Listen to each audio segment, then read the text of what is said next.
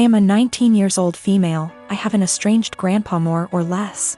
He's my dad's father, but my dad hardly had a relationship with him. I have 2 other siblings, one younger and one older. My grandma divorced my grandpa when my dad was only 10. So he lived with my grandma his whole life in a different state and didn't see him. When he got older, he saw him a little more, and my grandpa started coming around a little bit more as well. He'd stay for a week at a time and then go home. He was an old, bitter man, to be honest. He never got remarried and lived his whole life in his coastal town with the same friends he'd had his whole life. He wasn't pleasant to be around and could hold grudges longer than anyone I've ever met. But regardless of this, he was filthy rich. He owned a successful business that he sold for $1 million. He retired after selling, but his house sits on an island as well as the biggest piece of land on the island. So it sold for well over $3 million. I was never close with my grandpa, but I took after his sister who is in right now, and he adores her. He always told me that he was proud to see me follow in her footsteps. He died a few months ago. Since then, my family has been torn apart. He left everything to me. He essentially liquidated all of his assets, and it ended up being close to $8 million. I was shocked. I didn't and still don't know what to do with the money, but I'm going to save it. My dad and stepmom as well as my siblings are hounding me to split the money with them. I just can't do it. My dad is an alcoholic who never said anything nice about his dad. Despite him being bitter, my grandpa actually bought my dad a $300,000 house. My dad would 100% drink away any money given to him. As far as my siblings, my brother has full financial support from my grandma as he is the favorite, and he's very wasteful and ungrateful. He never talks to me and always is very mean to me when he does. My little sister is the only person I've actually considered. She's very young, and that's really the only thing stopping me. Her mom is money-oriented and would take the money from her. So I'm waiting until she turns 18, and I offered to pay for her college. But now my family is telling me I'm unfair and the money doesn't belong to me and I'm not deserving of it. That I'm too young and I'll waste it on cars and clothes. I don't agree, and now they're all threatening to cut me off and never speak to me. Or even sue me if I don't give them all a chunk of the money. I don't know what to do, and I'm buckling under pressure here. I've already had 2 police officers out to my house because my dad is claiming I stole the money from him. Everything was through an attorney. I know I did nothing wrong legally, but morally? Me, nurse. Working 50-ish hours a week in pediatric ICU. Cry at least once a week because that is hard. My salary pays our bills. All of them. Husband has a degree but isn't looking for a job. Works 2 days a week at the grocery store. Spends most of his time playing. Today was supposed to be a good day. I had been begging my husband to swap his Saturday shift to literally anything else so that we could have days off together. We haven't had a weekend together since our wedding, 18 months ago. Today was supposed to be our first Saturday off together. We were going to go to an animal sanctuary. He starts the day by going to breakfast with his best mate, leaving before I even wake up. I wake up around 9 and realize he is not home. Call.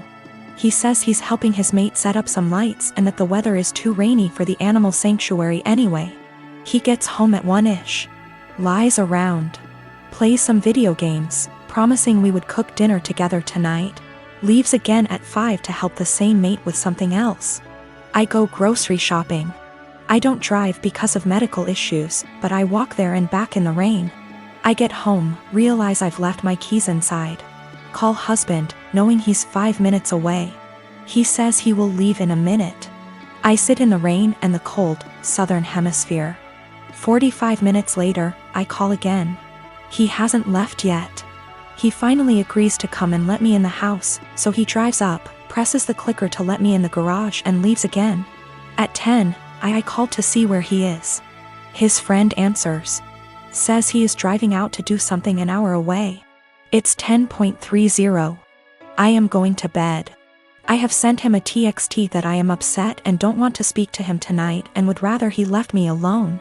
As far as I am concerned, if he can't value me more than his best mate on the first day off he and I have shared in a year and a half, He can go sleep in his bed instead.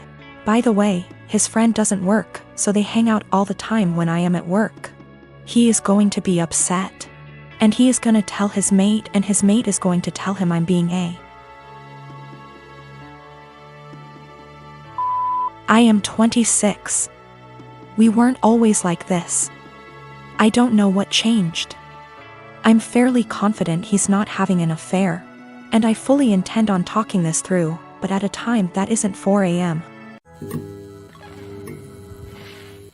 I recently won an all-expense-paid trip to Disney World for 4 nights, for myself and 3 guests.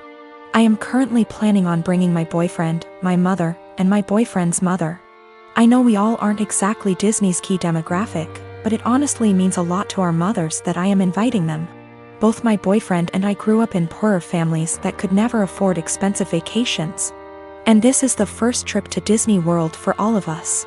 I know this is probably the only opportunity our mothers will ever have to go to Disney. And for now they are both in good enough health to still enjoy the rides. The problem is with my cousin, Jane, who has been hounding me to take her 5-year-old daughter, Kelly, instead of my boyfriend's mother. I know, what kind of monster am I for not wanting to bring a little girl to the place where dreams come true? Except Jane's family has already been to Disney World twice, most recently earlier this year in February. My cousin has done very well for herself. She runs a successful photography business, and her husband is an engineer. They are definitely able to afford their own vacations. If Jane wasn't so well off, I probably would consider taking Kelly if I thought I was giving a little kid a once-in-a-lifetime experience. But I'm not. She's already been twice and she's only 5. Our mothers have been 0 times.